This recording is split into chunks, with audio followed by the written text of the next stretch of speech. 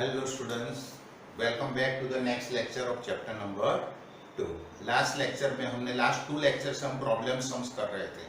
Last lecture में हम exercise 2.2 कर रहे थे, बराबर, जिसमें हमने 5 तक के प्रॉब्लम सम कंप्लीट किए थे. पूरी एक्सरसाइज प्रॉब्लम सम की है, बराबर. तो 5 के बाद अब नेक्स्ट सम 6.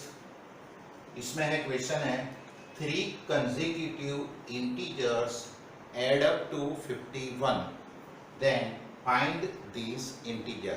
यानी कि 3 consecutive integer ऐसे हैं कि जिसको अगर हम ऐड करते हैं, एड अप यानी तीनों नंबर को अगर ऐड करते हैं तो उसका टोटल कितना आता है 51. तो ऐसे 3 consecutive integer हमें सपोज करने हैं. लास्ट लेक्चर में भी जो लास्ट सम कराया था consecutive integer वाला था. कोई भी consecutive integer का मीनिंग क्या, एक के बाद एक ऑर्डर में जो नंबर आते हैं ना, जैसे 3, 4, 5 3 consecutive integer, 10, 11, 12 3 consecutive integer, 15, 16, 17 3 consecutive integer. तो ऐसे 3 consecutive integer हमें फाइंड करना है. तो उसके लिए क्या सपोज करने का कि पहला नंबर सपोज है तो दूसरा नंबर क्या है, फर्स्ट में 1 ऐड करो तो सेकंड, तो फर्स्ट नंबर x तो दूसरा x + 1. अब सेकंड में 1 ऐड करो तो थर्ड, तो x + 1 + 1 x + 3. तो 3 consecutive integer का कोई भी सम है तो आपको क्या सपोज करने का, x + 1 एंड x + 2. तो सबसे पहले हम वो सपोज करेंगे. सपोज 3 consecutive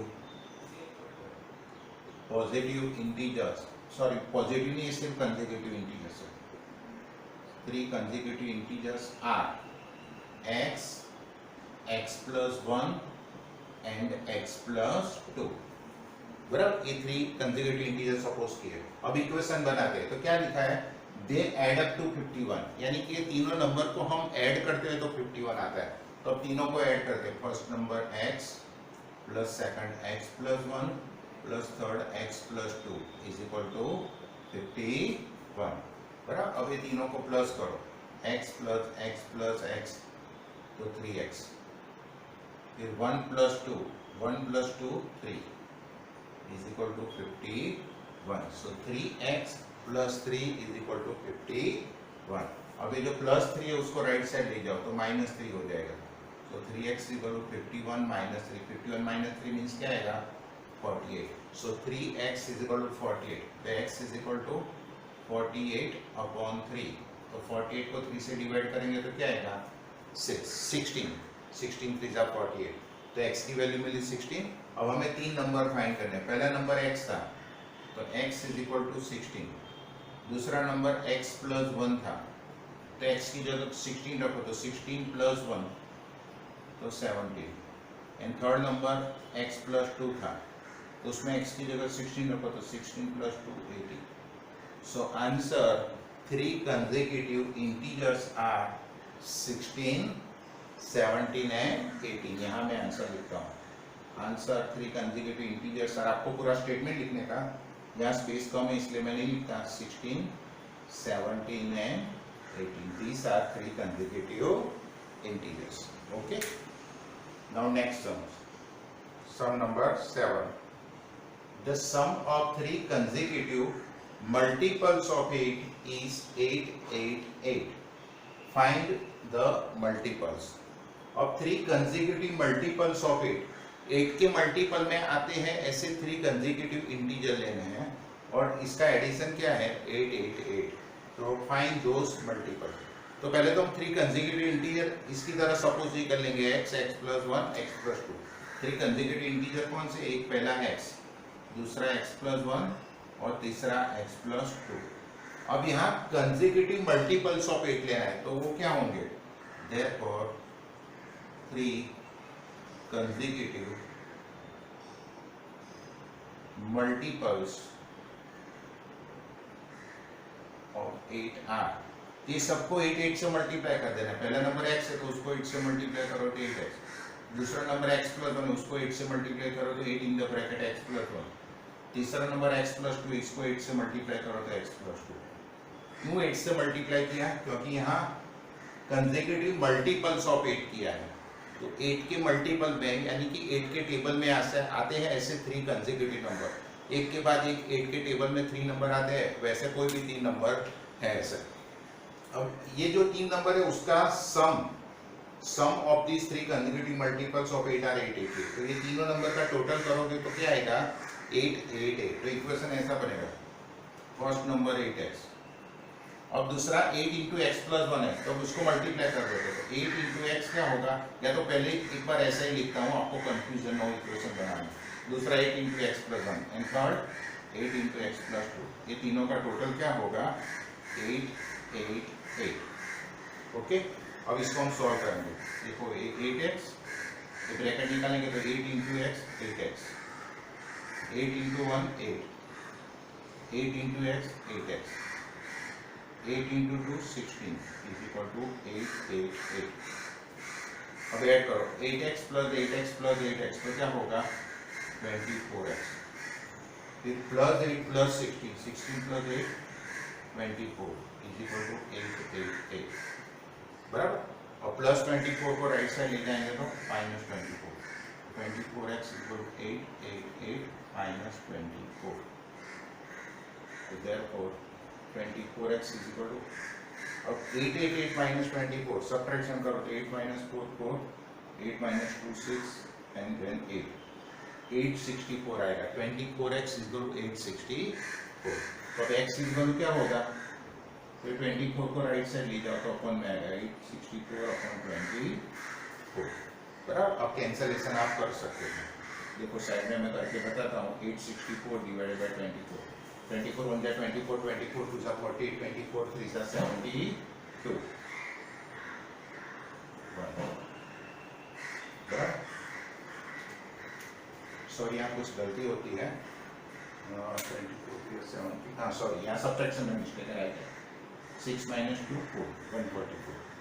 अब 144 को 24 से डिवाइड करोगे तो 6 आएगा, 24 6 जा 144 0 0 0, बराबर।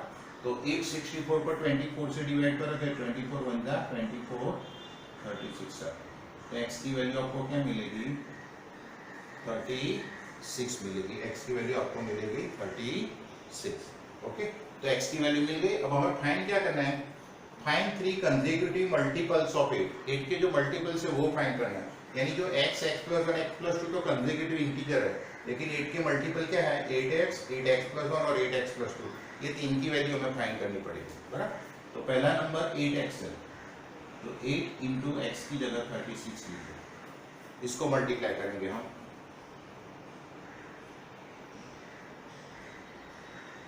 तो 288 आएगा, बराबर। दूसरा नंबर क्या है 8 into x plus 1,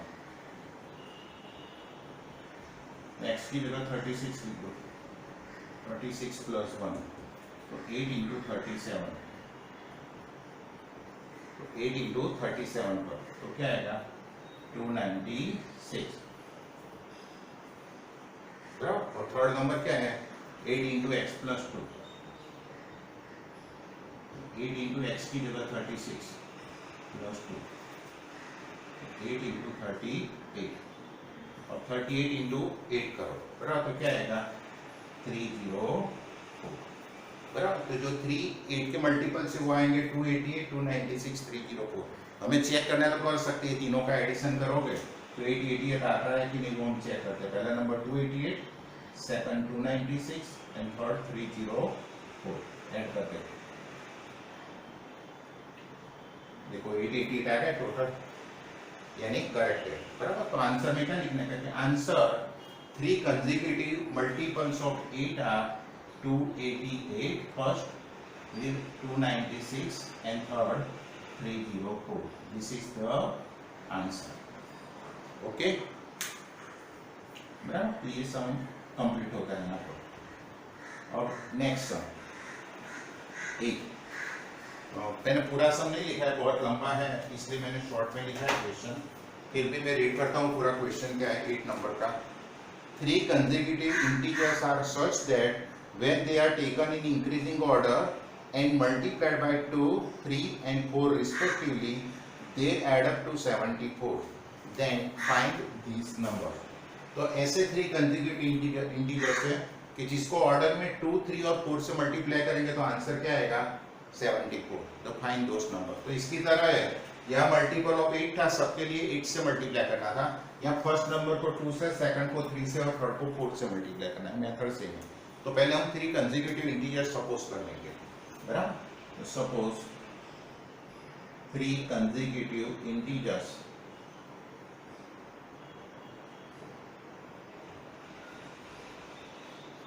are x, x plus 1 and x plus 2, ये 3 कंसेक्यूटिव इंटीजर। अब फर्स्ट जो नंबर है उसको 2 से मल्टीप्लाई करना है इक्वेशन बनाने के लिए। इसको पहले नंबर को 2 से मल्टीप्लाई करो, फिर ये सेकंड नंबर को 3 से और थर्ड नंबर को 4 से, फिर वो सबका क्या करना है, एडिशन। तो वो एडिशन कितना दिया है, 74। तो देखो फर्स्ट नंबर x है उसको 2 से मल्टीप्लाई करो, 2x। Second number x plus 1 है उसको कौन से नंबर से मल्टीप्लाई करना है, 3 से, तो 3 into x plus 1। And third number x plus 2 उसको 4 से मल्टीप्लाई करो, तो 4 इंटू एक्स प्लस 2। ये सबका एडिशन क्या आता है, 74। ओके, तो चलो अब इसको हम सॉल्व करेंगे। तो ये 2x, फिर यहाँ 3 into x 3x, 3 into 1 3, 4 into x 4x, 4 into 2 8 is equal to 74। अब x वाली 3 टर्म है, 2x 3x और 4x, उसका addition 2x plus 3x 5x, 5x plus 4x 9x, फिर ये number 3 plus 8 11 is equal to 74। So 9x plus 11 is equal to 74। अब ये 11 को राइट साइड ले जाओ, तो 9x is equal to 74 minus 11, तो 9x इज इक्वल टू क्या होगा, 63। तो x is equal to 63 upon 9।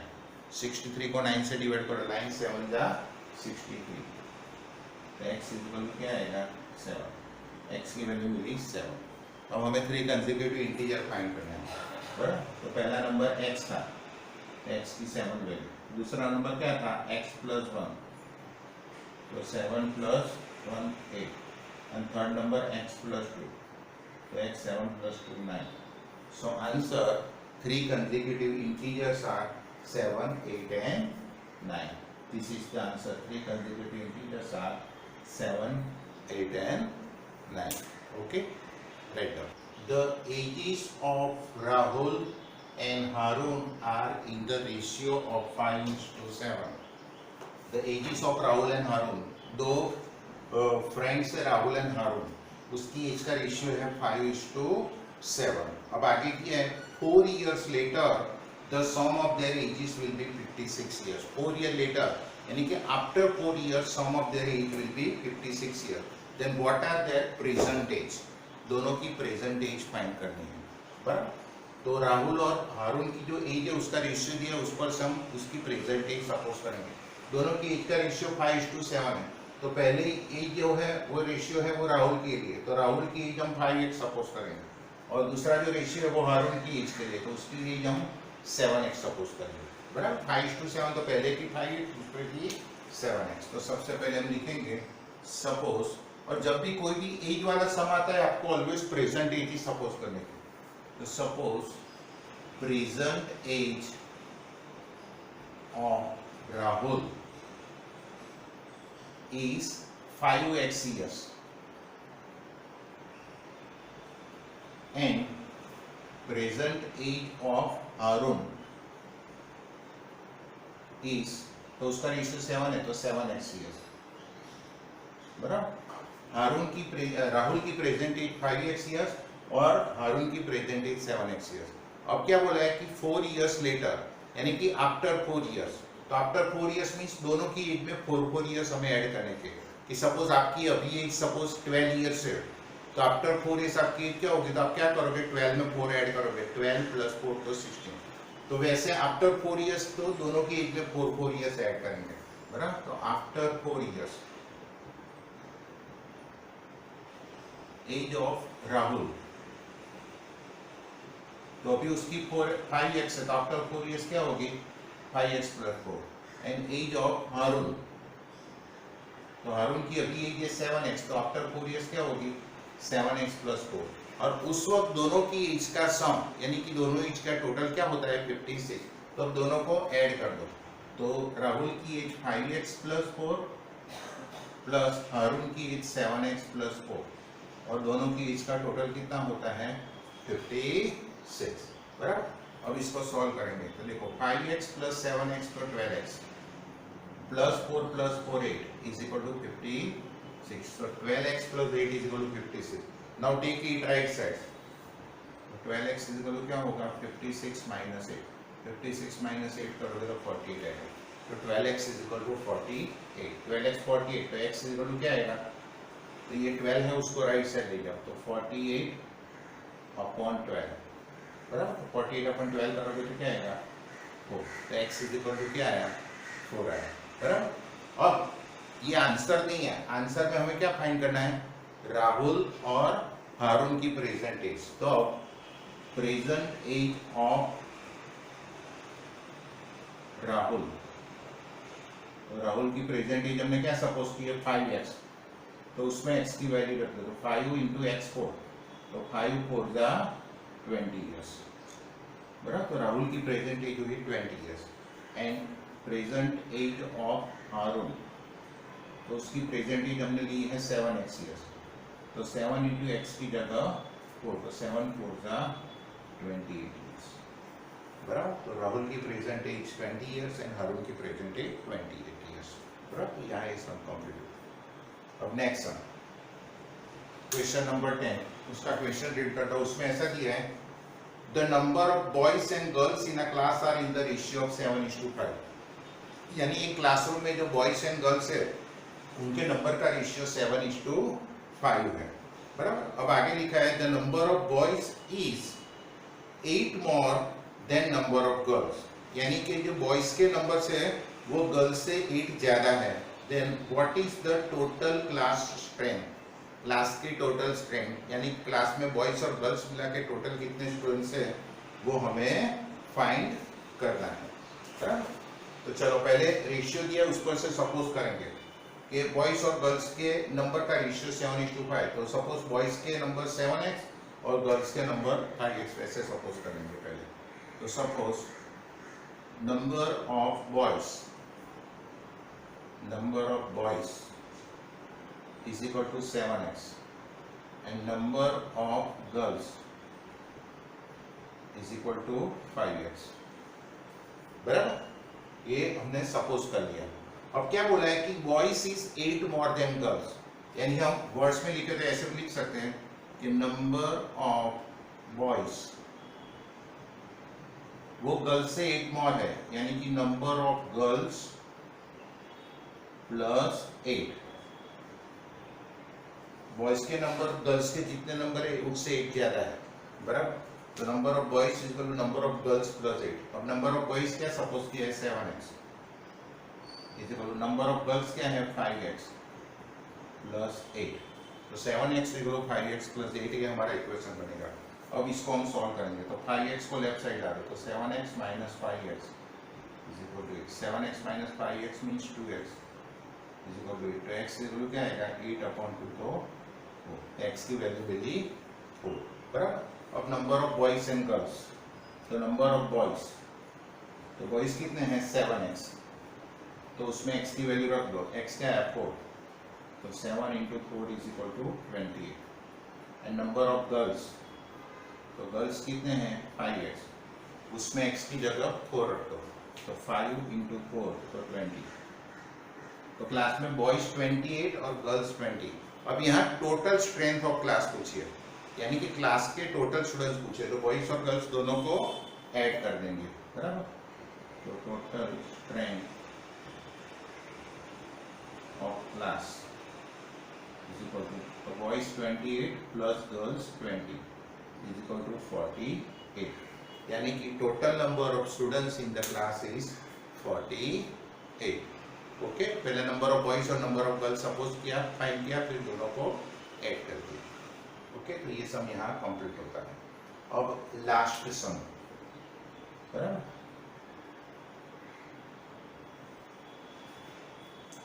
Question number 11. Baichung's father is 26 years younger than Baichung's grandfather and 29 years older then Baichung.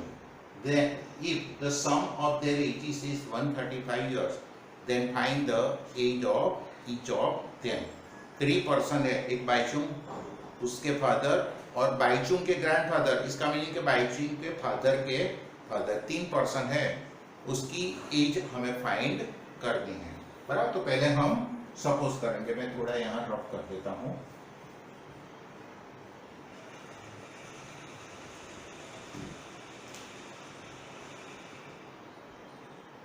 तो देखो बाइचुंग पहले लिखा है, Baichung's father is 26 year younger than Baichung's grandfather, यानी ग्रैंडफादर से फादर 26 ईयर यंगर यानी छोटे हैं, and 29 years older than Baichung, तो बाइचुंग से 29 ईयर्स ओल्डर है।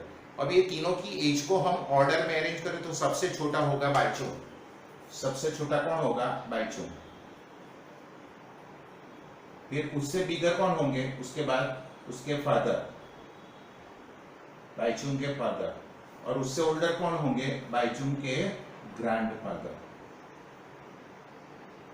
सबसे छोटा बाइचुंग, फिर उससे बड़े उसके फादर और उससे भी बड़े उसके ग्रैंडफादर, बराबर। अब हम सपोज किसके लिए करेंगे? बाइचुंग के लिए। यहाँ लिखा है कि Baichung's father is 26 years younger than Baichung's grandfather but 29 years older than Baichung. Baichung की एज से उसके फादर 29 इयर्स ओल्डर, तो हम बाइचुंग की एज पहले सपोज करेंगे। सपोज बाइचुंग की एक एक्स लेते हैं, और बाइचुंग के जो फादर है वो उससे 29 इयर्स ओल्डर यानी बड़े, 29 इयर्स बड़े हैं, तो उसके फादर की क्या होगी? x प्लस 29 होगी, बराबर। और उसके जो ग्रैंडफादर है, यहाँ लिखा है कि Baichung's father is 26 years younger than Baichung's grandfather, यानी जो बाइचुंग के फादर है वो उसके ग्रैंडफादर से 26 इयर्स यंगर यानी छोटे हैं। दादा से पापा 26 इयर्स छोटे हैं। अब यहाँ पापा की एज हमने ली है x प्लस 29, उस पर से दादा की एज फाइंड करनी है, तो उल्टा करना है। तो अगर पापा जो दादा से छोटे, तो दादा पापा से क्या हुए? बड़े हुए, यानी कि जो ग्रैंडफादर है वो उसके फादर से 26 इयर्स कैसे होंगे? ओल्डर यानी बड़े होंगे। तो देखो फादर की x प्लस 29 है, तो ग्रैंडफादर की उससे 26 ईयर मोर होगी, यानी x प्लस 29 प्लस 26, तो क्या हो जाएगी? 29 प्लस 26 तो 55। तो ग्रैंडफादर की एज क्या होगी? x plus 55। फिर इसे एक्सप्लेन करता हूँ। सबसे पहले हमने बाइचुंग की एज x सपोज की, और बाइचुंग के जो फादर है वो बाइचुंग से 29 इयर्स ओल्डर, यानी बाइचुंग से 29 इयर्स बड़े, तो बाइचुंग की एज x, तो उसके फादर की उससे 29 मोर x प्लस 29, और फादर है वो ग्रैंडफादर से 26 इयर्स यंगर है, तो उसका उल्टा कि ग्रैंडफादर फादर से 26 इयर्स ओल्डर हो गए, तो फादर की एज x प्लस 29, तो ग्रैंडफादर उससे 26 इयर्स ओल्डर, तो x प्लस 29 प्लस 26 तो x प्लस 55, बराबर।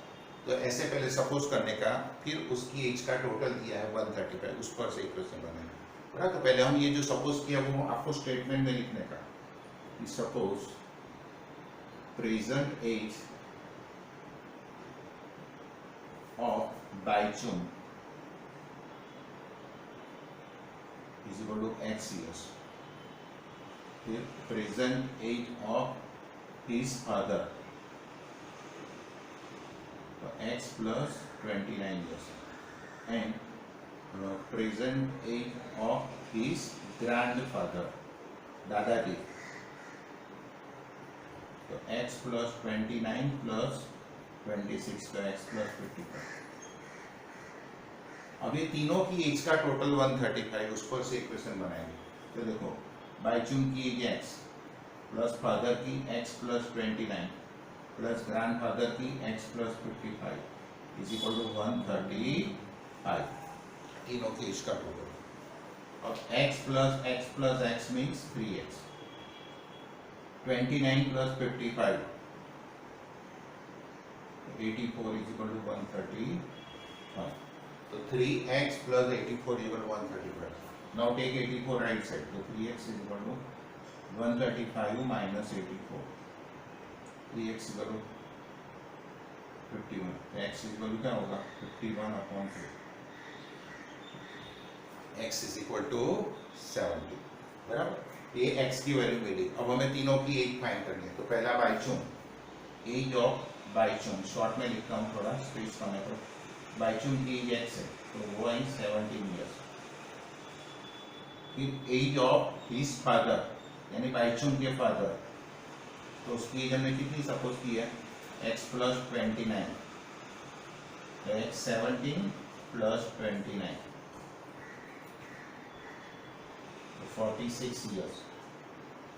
And third, age of Baichung's grandfather, तो उसकी एज है x + 55, तो x की जगह 17 + 55 तो 72, तो 17, 46 एंड 72 years।